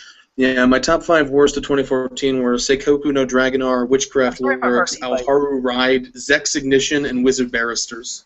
You didn't like Witchcraft Works? I mean, it was crap, Hey, but it was I liked fun Witchcraft crap. Works. Yeah, it was sort of. I hated Witchcraft Works. Wow, it was sort of a reverse because it was like a reverse Doom on you. Witchcraft Works was fun. Yeah, that was the one good idea it had, was mixing those roles up. I thought it didn't do much with its concept, but it was still sort of fun in the end. I really didn't think it was was. so I just unpredictably crazy and fast that I just. Well, that's the thing. I've seen so many just loved how unpredictably crazy fast shows that it was actually predictable and slow and boring to me. It was just a slog to get through. And it also was one of those shows where the best character was barely in it. Yeah. It was what's her name? The cat one. Whatever her name was. Tanpopo. There you go, Tanpopo. Which means dandelion in Japanese, if I'm correct. I think so. Yeah, I think that's what it is. Yeah. Other than that, like the thing is, You don't think Glass Slip belonged on your top 5? I'm getting to that with my top 5 disappointments. Oh, there you go. Yeah, my top 5 biggest disappointments were Nobunaga, Atelier, Escalagi, Zenkyo no Terror, Glass Slip, and then Pupa. Wait, what was the third one? Zenkyo no Terror. Well, Really? that's pretty much you and Wow, that's an odd choice. Birchkey can agree with you on that. In a list of truly good disappointing shows, that's kind of surprising. To be fair, I needed a fifth one. Let me think for a second if I can find a good one for you. Pupa. That is my worst anime. That is my bottom of the barrel show of the year. It was some kind of. I mean, it was a little like driving by like a car wreck, a really bad car wreck. I know, but then I heard apparently there's going to be a new Pupa project. not even having time to look at it, having to zip away because it's over. Yeah, exactly. I've read. I haven't finished it, but I've read most of the manga. It's pretty good. I just wish they had adapted it right. And I heard a lot of cool stuff about it, but yeah, not fucking short. Yeah. This has got to be the worst adaptational and directorial decision made this decade. Sure. I mean, who the fuck said, okay, we have this manga called Pupa, and it's gonna be like so, and we're just gonna adapt it to a short. Yeah, exactly. It's a horror manga. It totally fucking works like that. Exactly. It's a psychological thriller. Yes, I fucking hate this show so much. That relies on like elongated suspense and tension. Let's have it be 4 minutes long with like a minute long opening and ending. Yeah, and then they had one episode that was like, I don't know, it was just so fucking. It's like if you played Silent Hill 30 seconds at a time. Well, also it felt like because I heard they had production trouble. But it felt like in the end it was the people who made it. Zeke, bruh. Oh my god, you just summed it up. You played Silent Hill at 30 fucking minutes. Exactly. It's like, what was was their idea? What did they think people were gonna think? How did they think people were gonna react? What was their tagline? Those are like, okay, what? I think it was a big middle finger to someone. I think the people who made it got overruled with a lot of their creative choices. In the end, they were like, "Fuck it, we're just gonna make something shitty." And well, it's like, how do you market something like that's like pupa, 3 minutes of terror? Yes, 3 minutes of growth. Well, there was one episode that was 3 minutes of chewing sounds, and that's all basically. Well, because they had to censor everything. Yeah, it was just torture porn for 5 minutes. It really was. Brother. It was And some nothing. kind of weird yeah. But I have a better disappointing show. And yet, than, it was Thank You, No still Terror. better than the Hostel movies. Fuck's sake, you know, Terror. I've heard that show is Oh fucking... no, I actually have. Hostile movies are my guilty pleasure. Frustrating because it I doesn't like the deliver. first one, but I never saw the sequels to it. Two. I think Aquaman I really never did. was pretty disappointing. Yeah, it was. That was very disappointing with the premise they had. Yeah, and also it had one of those like cop-out endings. Well, it was- Also, Ilya- what the heck was up with Tokyo ESP? I thought that wasn't bad actually. It was kind of Yeah, I nice. remember And, you- Oh my god, Prisma Ilya. No, Prisma The Ilya, second- I had some egg on my face because I was like, oh my god, nothing is happening. Something happened to like two of these episodes. This isn't at all like season one. Then I went back and watched season one, and it was like, it was the same thing. Everything. I swear. Prisma Ilya, Cuban has a point here. Every single thing Fate related, Keikaku Cat is such a big flip flopper on. No, because then I realized, I was like, oh wait, this show was never good. I just liked it. I don't know. I mean, I thought it had some. I thought it had a couple of really cool I know moments that's the why first season, PC but one- then it went all full like creepy, porny. To my bro in Uh, New York. Yeah, like to the point where you're watching it and you're You like, know how there was a I'm- whole episode about this baking legal? cake for your Oni-chan? It was just like, Yeah, Well, 10-year-old to makeout be hon- session. to be What was up honest- with... To be honest, that was my favorite. I'd be like, oh, I gotta kiss people with spit, fucking in the And middle. at no point did they think, Because oh, that's it's how an I- idea to take her mana from her. Wink. To be fair, that's like the PG version of how restoring mana in the Fate universe normally works. And what does that say about that? It's just like, could you imagine that and Beyond the not Beyond the Boundary, Kara no Kyokai exist in the same universe? Just like, this is so crazy. Oh my god, I still need to finish Kara no Kyokai. I don't haven't seen like, the- No. like I don't like. I actually think Nasu has some great ideas when it comes to magic. I just think that Just don't turn only that to you your could stop playing group great. of friends. yeah, I just think it's one of those things where it's like this guy may have needed an editor for like to determine like it what sounds like He's not good on his own. what the public will accept and what they won't. All It's like I get this great idea. We can restore spiritual and magical energy through sexual intercourse. And like, now that I think about it, that's not a horrible idea. It's just like, who's going to be okay with that? Have you ever seen? Have you So ever how seen? terribly written his sex scenes are, with Shiro shouting didn't- things he like, "We need to get he it so didn't- wet that even your butt Okay, is that wet." is a huge misconception. Nasu never wrote those sex scenes. That was some Type Moon intern. Whatever. I don't care, That wasn't really Nasu. Is that for real? Is that like the for real truth, not just some bullshit speculation? Is that Yeah, that is confirmed. He never wrote those sex What's scenes. good to know, though, is Nasu at least has a good sense of humor in that he's watching the current Fate Stay Night anime. He's not involved in it at all, even though he wrote the original visual novel, and all he does is live tweet it in Japanese, saying stuff like, "Oh my god, Rin is so cute. Oh, look at her." He's just So like, it looks like he's a To be fair, it's like if I wrote something fan of his that own thing. that was turned into like one of the most high production value shows ever made, I'd be excited about it too. Well, hell yeah! I fucking Of course. fucking write it. So there you can fucking go. all right. It's not okay. Unless here's you the write thing, it's like, something it's and not- then... it's- oh, I I forgot to mention it on my disappointments. Okay, what's your disappointment, Kakaket? Ready, go. Alt no zero. Yeah, Oh. yeah. I heard that show. I heard that show was a pile of hot. Well, it's because it started No. so good, and then Orobuchi left, and Oh Oh It yeah, got because less it's believable. only Horikoshi does it right. Oh boy, here we go. Oh boy, here comes Really, the Again. okay. Here's the thing. I can't remember. Did you like it, Neon? I can't remember honestly. Yes, I Did did. I like And what? but for Oh. I did like it, but for I mean, I thought its best quality was the mecha fights. I thought Yeah, that the it fights was were all right. it handled them really. It was sort of intelligent and interesting. It wasn't just like, oh, power up to 9,000. I'm gonna power up to 10,000. And all of a sudden, I'm gonna. I hate the ass pull where somehow they designed the mecha with abilities that nobody knows about, even the designers. I'm just like, how the fuck did that happen? It's like, do you ever I drive hit a it car and in have my- it do something that isn't in the manual? It's just like, Drive. In my power. Well, I do like how the battles were more Code Geass Season 1 and less Code Geass Season 2. oh, Where it's thank more- you.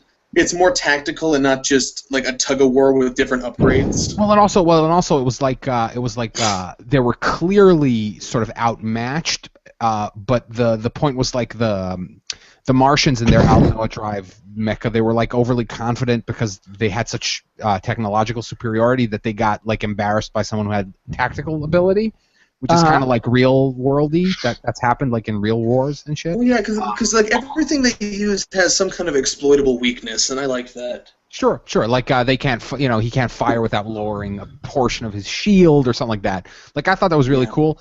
And I also kind of liked that they did. This is, I mean, if you look at it before, because now that we have the peeks into season 2, which reveal a little bit about people who died, haven't died, all that stuff. Like I like that they pulled a double fake where they killed the princess, they didn't kill the princess, they killed her, but now it feels sort of fully where like nobody died. Yeah, it was like, oh, never, they're all okay, but I don't want to judge yet because I don't know what that means. Like I really hope they don't cop out of that. Well, I mean, clearly Inaho is still alive, which is sort of weird, but I don't know. I don't know what the implication. It's kind of weird because it's such a divide where it's like people either like Inaho or they like Slain, and I've always been on Team Slain. But Well, who isn't on Team Slain? Inaho's not even a character. He's super perfect robot man. that's what people want. Always, by the way, don't you get it? Don't you get it? Well, That's I kept why saying that Mahoka there is was a selling point. so well. That's what people want. I mean, I kept saying he was a robot for real. Like I thought that was going to be the twist, that he was actually a robot. Terminator. And you know what? Maybe that's why he's still alive, because he's a robot. You shoot a robot in the head, he doesn't die. Maybe I'm right. Maybe maybe what I called like episode 3 is actually true, and he's a robot. Yeah, maybe he's a Terminator. They have to dunk him in lava. I'll be back. How do you say "I'll be back" in Japanese? I I don't know how you say that in Japanese. Watashi wa. Anyway, so like, I got some more disappointments. Magical Warfare. Let's hear it. Oh yeah, aka magical. Maho Senso. Yeah, Magical Warfare is just like. I said this in my review too. It's like there's no creative spark behind that, and like the creator almost even admitted it. It was so bland. I was just crazy bland, and there was even the implication that something interesting happened. Like there was the whole brother feud, and there was an accident, and but then they just didn't do anything with it. Yeah, I like the stuff with like the parallel world and like magic acting like chicken pox, where people can catch it. Sure, and also like, and you're not, and if you use it against someone who isn't magical, then you get punished. Like it had some nice things, ideas that it just didn't do anything with. It was so bland. Yeah, waste of a character design too, because I really like Mui's design. Yeah, it was nice, and but again, and also they had that whole like, oh, this girl likes him, that girl likes him, he's her fake boyfriend, blah blah blah. Yeah, it just felt like Sounds even like the decoy. like even and I the, like, yeah. Here's the thing, even the worst light novel stuff tends to have some kind of creative spark behind it, where I can really get the sense that whoever wrote this was actually into it, and they're really trying their best with this. This had no creative spark. This was like this felt almost corporate and cold, where it's like I can't get. Now, Like, what do you mean by corporate? if the writer doesn't give a fuck about what he's doing, why should I? It was way too. What do you mean by corporate and cold, dude? It was just like take some from column A, take some from column B. Like there was nothing like original about it, and it didn't do its own thing. Like it was just this sort of mishmash had of the most ideas generic from title other ever. places. Magical. I also really fair. hate. I think Miyano is really bad when he plays like a weenie character. I think he's better when he's like over the top, like in Gatchaman Crowds, or even his character in Hunter x Hunter, the guy who's the head of the Shadow Troop or whatever. Crollo. Yeah, so he's very good when he's like this, either like an over the top, crazy yelling and screaming, or like a really cold psychopath kind of character. But when he's this sort of weenie, almost like his character in Cross Ange, which we can fight about later. Oh, you mean the worst water polo ever? That show sounds fucking terrible. It's great.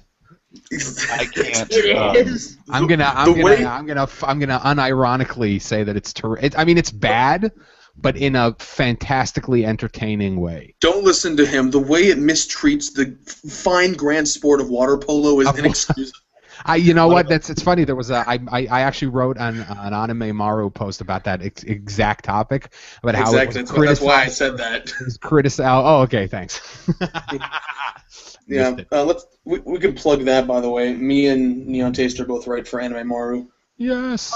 Aren't Neon Chase totally real anime Aren't news. you the lead of Neon Exactly. of Anime Maru? No, I'm not. I'm it's Kevo. Kevo. Yeah, Kevo. His Twitter name has like a number after it. It's Kevo31415. Something like that. Oh, okay. I'm a workhorse. I think Neon is the people have that misconception. I think because Neon Taster posts the most. And also, I mean, I push it a lot. Like I enjoy like tweeting about it, and like I tweet a lot of my I do anime photoshops. I'll tweet them out from the Anime Maru account and stuff. His stuff is ridiculously popular. Like that Ilya Queen of England one. That was ridiculously popular. That got crazy. Well, it was Japani Twitter, as I like to call it, are very, very passionate about their retweets. So anytime they get wind of something. Oh, even Japan caught wind of this. Yeah, whenever something sort of hits on one of their accounts, like it got tweeted out by some account that had 30,000 followers or whatever, and then it hits this sort of wave of crazy retweets. Oh shit! Yeah, there's actually been incidences where Japani Twitter has actually interpreted Anime Maru articles as real news. Yeah, that happened recently with it. Yeah, because this really this 2chan. There was a whole 2chan thing where this recent article about North Korea. It was like a joke on the interview thing where North Korea was threatening attacks if the Kankore anime wasn't canceled, and for some reason it went viral on 2chan and they thought it was real, and then someone had to apologize publicly for spreading it and thinking it was real. Yeah. Wow. And that was kind of funny. Wow, so you guys have actually trolled Japan. Well, then again, Neon Taster, I remember you had this thing on your Twitter once where you said, I trolled Japan once and I was banned from Japan. Yes. That was the Obama rebellion story thing. That was like a year ago, right around this time. Obama kept flip-flopping. Actually, the best girl is mommy. I mean, for some reason they thought it was a serious. Well, I guess cynicism and irony sometimes get lost in translation. Well, especially in Japanese where they aren't used to sarcasm. Sure. Is this what they do over there in America? I guess so. I don't know. Is this what Americans do? They just post fake news? Yeah. Why would you lie? Everything we say is completely true. Now help us. Godzilla really is here. Stupid gaijins and their fake news. Those damn gaijin and their damn fake news. God dang it, Bobby. Stop being such a goddamn weeaboo. Can we just talk about Glass Lip for a moment? I think Neon and I are the only ones that have something to say. But God. Go for it, bro. Go for it. Go for it. After 13 episodes of Glass Lip, Neon, I want you to tell me, what was it even about? certainly wasn't about glass blowing. It certainly totally. blew. It certainly blew. Yeah, it just blew, not all glass. right. Made me want to go fucking cut myself with glass. I'll tell you that. About Glass slit. it was about. Glass slit. I just slit my It wrist. was about. I'm not sure. Exactly. Kind of like it was kind of like it's kind of like what do you call it? Sora no method.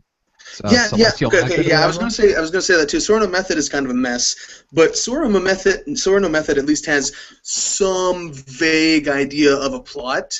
Yeah, Sora well, no now especially like in the end, it sort of decided. Like last week, it actually had a good episode, and I was like, Yeah, finally, after 11, you're finally gonna Except, have well, a the good problem with episode. Sora no Method is that it didn't lay any groundwork and it just sort of meanders around.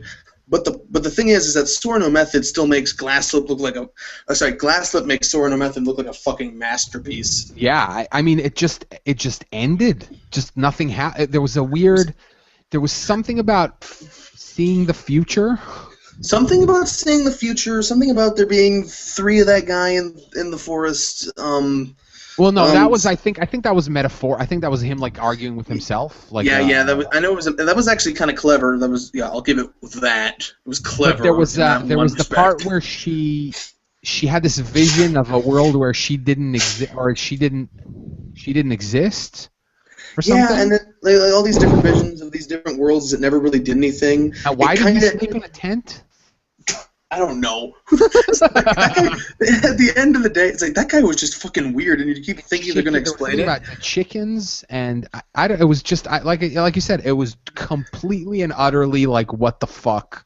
Exactly. It's like, who wrote this? Did a human being write this? Because the thing is that it can either be like a slice of life sort of romantic comedy thing that doesn't have a plot, or it can have a plot. This kind of was it was kind of slice of life, but it kept acting like it had a plot, but nothing ever happened. And it was sort of, and I was like, oh, this is going to be like Nagi no Asukara, which I loved. That's why it's on my most disappointing list, because this followed Nagi no Asukara, which was brilliant. Yeah, and I was like, oh, it's going to be another one of these. Good on you, PA Works. You found your niche. You're going to make these like sort of drama-ish, supernatural-ish. Speaking of PA Works, I want to say the highlights of this year. Just one highlight.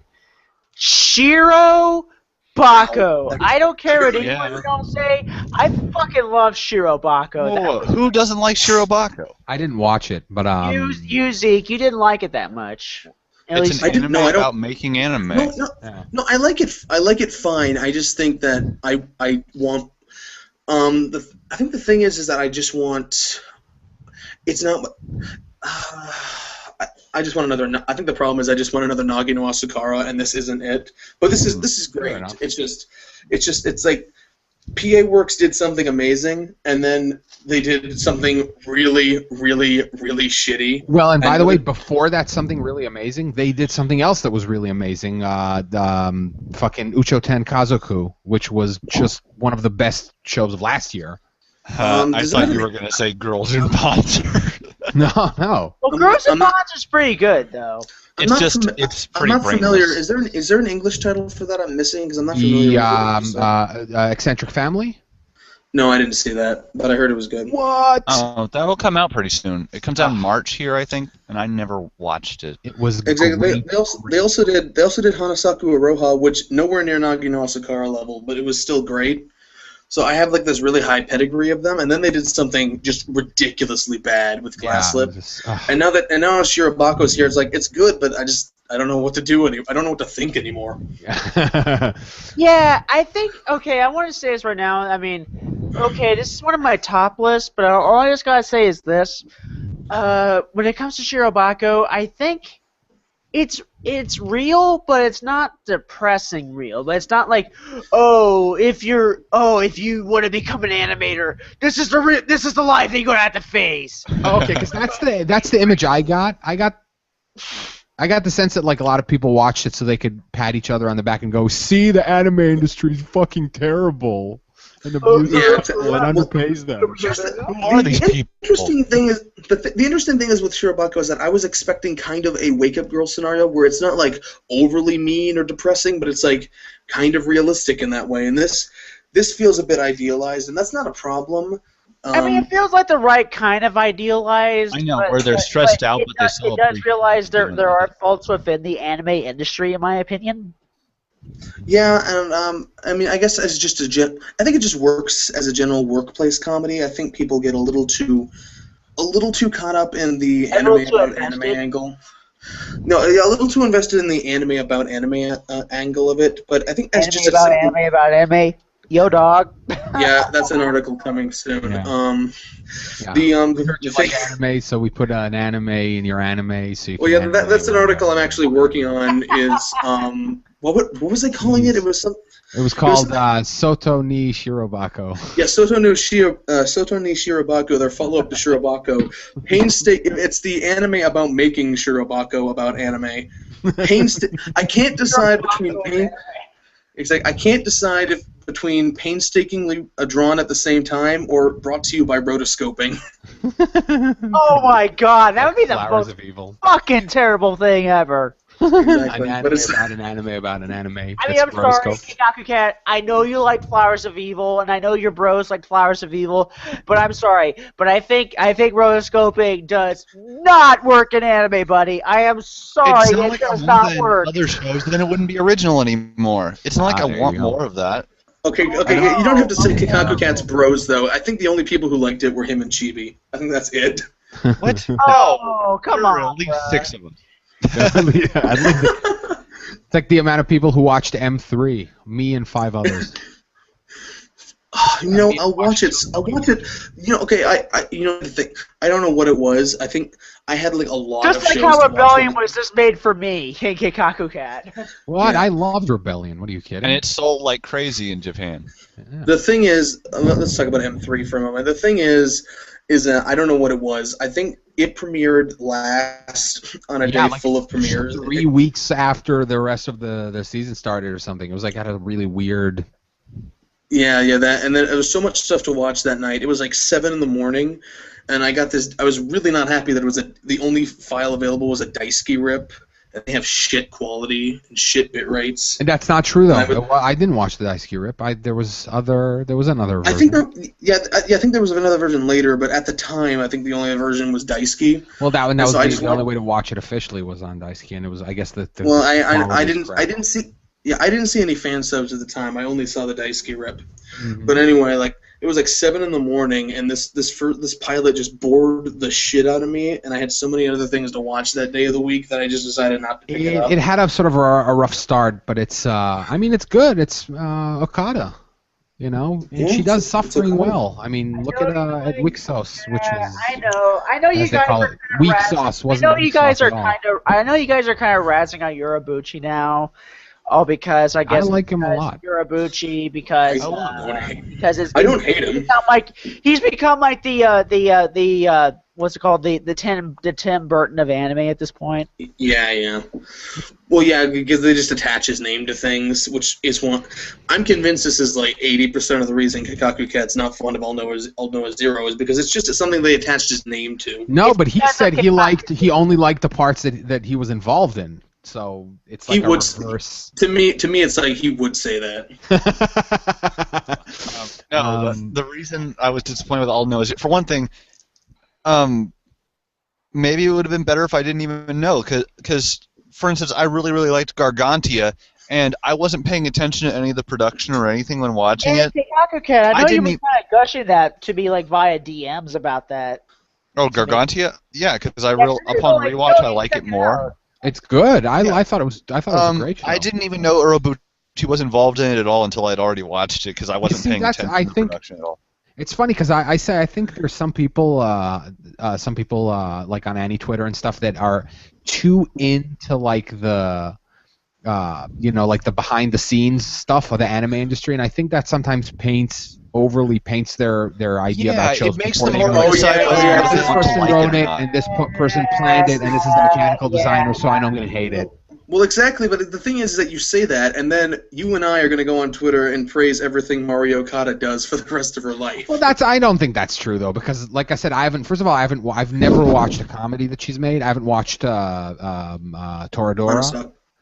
She didn't Wait, write that was it, her? did she? She was the series planner for Toradora. Dude, you need to watch Toradora. It's I know. great. I've been Yeah, told. But, okay. The thing, yeah, she was supervision. She wasn't like she didn't write the. I'm not gonna automatically praise everything she does. I'm definitely gonna pay attention if I hear that her name's attached. The thing is I think we're more justified in it because she is nowhere near as well known as Urabuchi is. The thing is, though, the thing about Okada, I still need to watch Cross, and don't worry, I will. But let's see, I'm really enjoying. Here's the thing, though, is that I think you guys, you and Cube, I think you're either going to really love Cross or you're really going to hate it. Sure. Yep, and I by have the way, no in between emotions. And by the way, speaking of Cross, UUU, could steal the Best Suffering Girls Show of the Year award away from Recross. Amazingly, come out of like left field and then Well, the thing is that UUU looks like it's not going to have a happy ending. So. Oh boy, that last episode was a fucking killer. Yeah. So how about this? Here's a question because I guess we're probably going to end soon, right? Yeah. Well, we might end this segment. If you